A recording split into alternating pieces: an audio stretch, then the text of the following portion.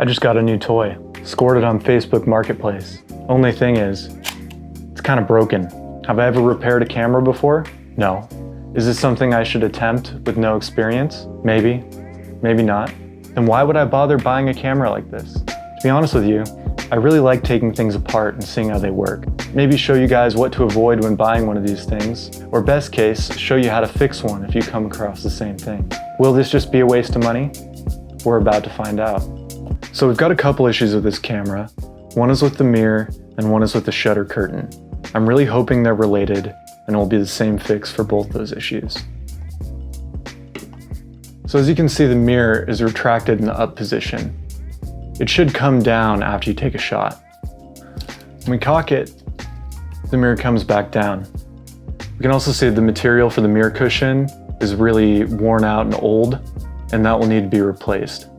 If I can get this fixed, I'll go ahead and replace that as well as with all the light seals. So what happens when we take a shot? The mirror goes up, but it doesn't come back down. The other thing that happens, which is probably easier to show you from the back, is that the second shutter curtain doesn't always close all the way. Did that time, but I'll try and demonstrate it.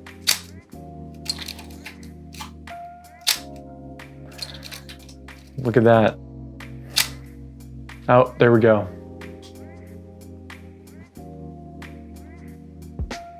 There we go. Let me grab some light. Yeah, the second shutter curtain is getting stuck open, which is a big problem if we want our photos to turn out and also have accurate shutter speeds. And I'm hoping that's related to this mirror issue, which should be an issue of lubrication. I didn't notice this issue at first when I agreed to meet with the guy, but luckily I saw it on the listing the night before and I was able to do some research. Found this great web page called Mike's Minolta repair page. It seemed likely that the fix they had there would solve the issue. So the first thing we need to do is take off this bottom cover. And you want to make sure that the camera is not cocked. So fire the shutter, our mirror is stuck up, and that's the issue that we're trying to address. Take up the bottom cover with these two screws. And I really don't recommend this Harbor Freight precision screwdriver kit. It really sucks. Invest in something better.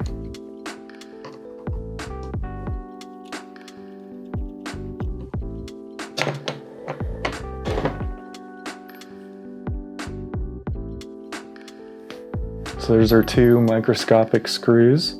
I've spent some time being a mechanic, so all this tiny stuff, honestly, it's a little frightening for me. The cover should just come off. Okay. There we are. Got it uncovered. So this white gear here is responsible for engaging the mirror return mechanism. There's this little tab here that little nub on the white gear is supposed to hit to engage the mirror return mechanism. And from what I've read, I'm pretty sure it's not hitting it with enough force, so the mirror is not returning. And hopefully with a little bit of lubrication, that'll be resolved. So if we just push on this nub, yep, there we go. The mirror returned. So it is looking promising that this is our issue. There's the white gear there. And the gear we want to lubricate is a little metal one sitting under this little metal one sitting under this bracket, according to the repair page that I found.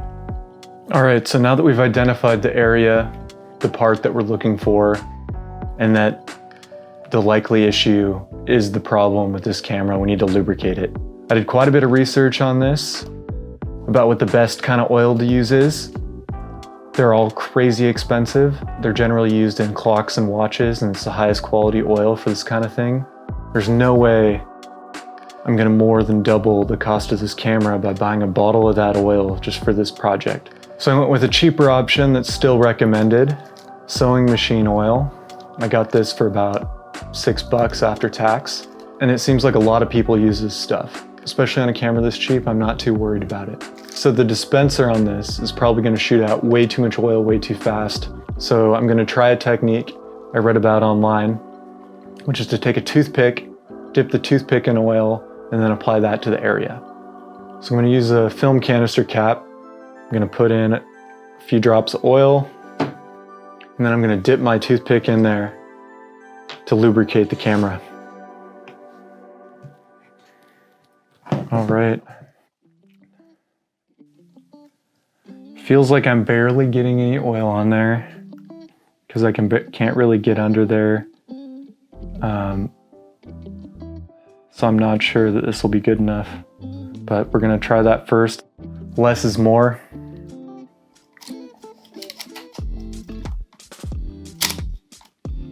Nope. Let's see if it's position dependent.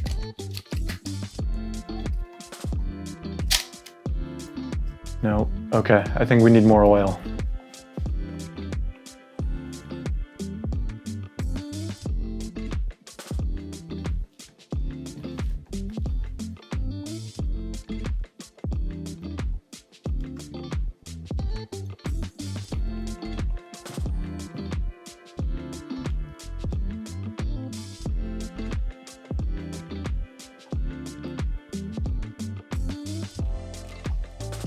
See if I can get it to seep in there a little bit in the right spot by holding it in this orientation. All right, so I've held it up in that orientation for 45 seconds or so. Let's try it again.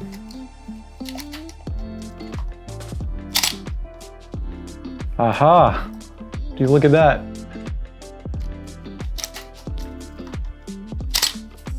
Yes!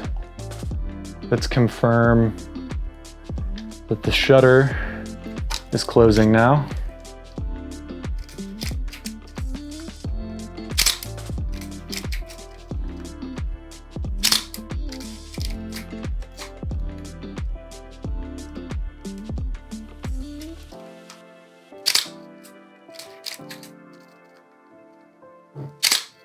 It's looking good. All right, I think we can put this thing back together.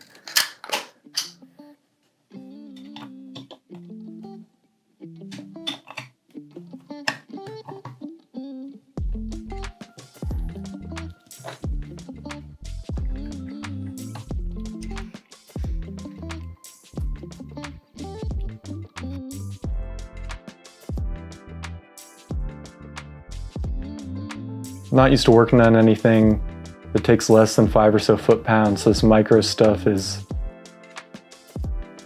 a new thing for me.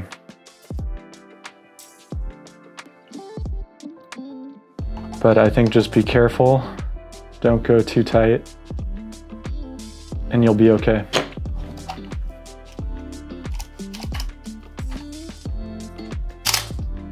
So I'm gonna go pick up a battery for this because I feel pretty good about it at this point.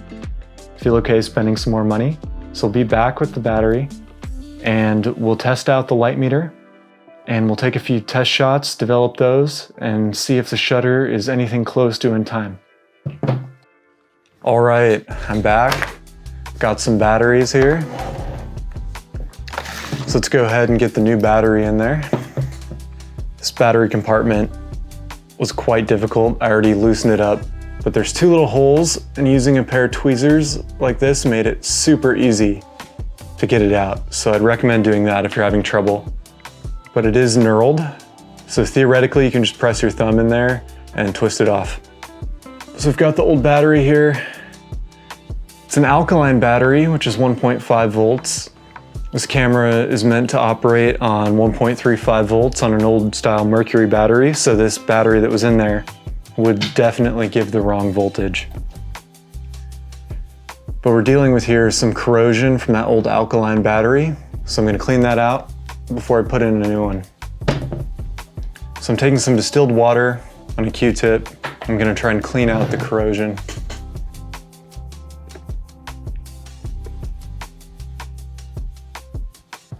Okay, so this is what I'm gonna do for the new battery.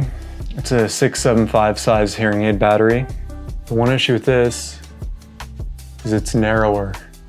Some people do is they use foam for light sealing, or they get an O-ring. I don't have either of those things. So I'm gonna use some gaffer's tape and try and build up the edge to the right thickness.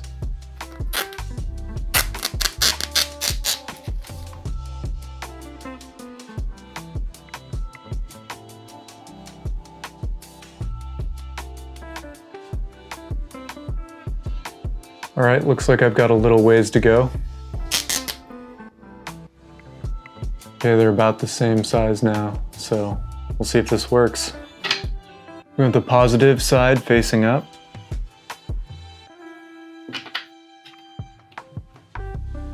So the gaffer's tape on its own didn't work. What I had to do was take up some aluminum foil, bunch it up in the battery cap, so there's a little bit of a high spot in the center, making electrical contact with the metal of the cap and the top of this battery. Put it in like that in the camera, and the light meter appears to be working, but let's test it out. So I don't need film to test out the light meter, but I am curious how bad the light leaks are. I already know it's gonna leak and the seals need to be replaced from the way they look, so this is a little bit wasteful. Just for my own curiosity, I'm gonna do a couple tests.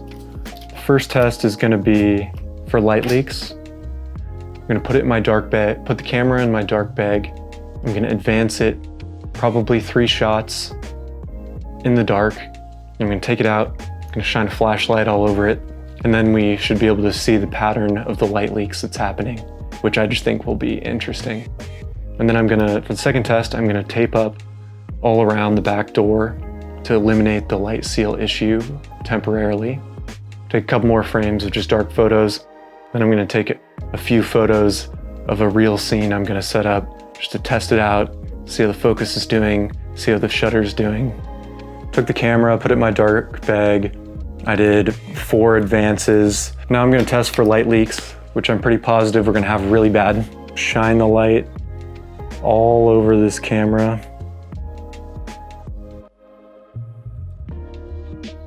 There's a very special item I put in my test scene that I'm super excited about that I'm gonna feature in one of my upcoming videos. So if you're interested in that, make sure to keep an eye out for it. So now I'm gonna take the gaffer's tape and I'm gonna seal up anywhere the light could leak in so we can take our test photos. You wanna be somewhat careful of the leatherette. The gaffer's tape can kind of stick to it. All right, so I've got it taped up. I've wasted 3 more frames in the dark bag. That way we should have a clean slate for this little test. So with this meter, we're getting a 90th at f1.7. I have to pick one at 125th or a 60th. The spot meter on our 18% gray card there, we're getting a 250th. Okay, so we're gonna do first shot at a 60th. Okay, 125th. 250th. All right, now let's try out some of the slower shutter speeds. I don't think I have enough light to do any higher ones. Before we try out any of the lower speeds, I'm gonna do the internal meter, which is wanting a 30th. Actually, it is now saying a 15th. I've increased to f4 on the lens. We're getting a 15th on the ambient meter. Okay, the spot meter wants a 60th for that 18% gray square. I'm not an expert in metering, so this will also be interesting to see how it looks metering the 18% gray versus the ambient light. 1/15th at f4 according to the ambient meter. 60th at f4 on the 18% gray according to the spot meter. 1/4 second according to the internal meter. All right, I think that's enough testing for now. Well, turns out I'm really dumb. I didn't check to see what ISO the camera was set to. I had it set to 200 instead of 400. So we're gonna take a couple more test shots, and that probably explains why the meter was reading off from the other ones so much. 400. We're gonna do a 60th at f1.7 according to the internal light meter. Moving on to f4. It's right on the edge between a 15th and an 8th. I will go on the side of overexposing. 1/8 at f4 according to the internal light meter. Now that that's corrected, let's go get this developed. So our test images worked out. I developed them in HC110. And I have to say, absolutely no light leaks. I was totally wrong. I'm very surprised with how dry and cracked and old looking those seals are, but I'm not complaining. I'll probably replace them anyway, but test results are looking good. I'll get these scanned up and we'll take a look at the results. Here are all the photos we took. They've all been converted to positives using the same settings in Lightroom based on what looked like the most accurate exposure, so we can really see the differences here. So first, these shots were taken at f1.7, but I left out the ones that accidentally got metered at 200 ISO. The top two here were incident metered at 1/90th, and they look pretty good. There's some nice shadow detail. The one that was spot metered at 1/250th though, lost quite a bit of shadow detail and is definitely underexposed. Now these next ones were shot at f4. The top one at 1/15th was incident metered, and I actually based all the settings on this one because I could exactly match what the meter called for. The spot metered one here is underexposed again, so not much shadow detail there. And then the camera metered one is a little overexposed because it was between 1/15th and 1/8th, and I made the call to go for a slight overexposure. But overall it's totally usable and has lots of shadow detail. And these top two were the ones I accidentally metered at 200 ISO, with the one everything was based off of for reference below. Now normally in a real workflow you'd adjust each scan individually. When we do that, you can really see how forgiving negative film is. I adjusted these so the darkest blacks and the brightest whites just barely avoid clipping, so they're consistent. In my opinion, the properly exposed shots look the best, with the best contrast, but anything within a stop is totally fine. The shots more than the stop underexposed don't look great, but they're still usable if you don't mind crushing the blacks to get some contrast back. Clearly I need some practice with the spot meter. I just got it recently and I'm still figuring it out. I'm not even sure how well calibrated it is yet. Anyway, thanks for watching. I hope this was helpful, and if it was, I'd really appreciate it if you hit that like button and subscribe for more.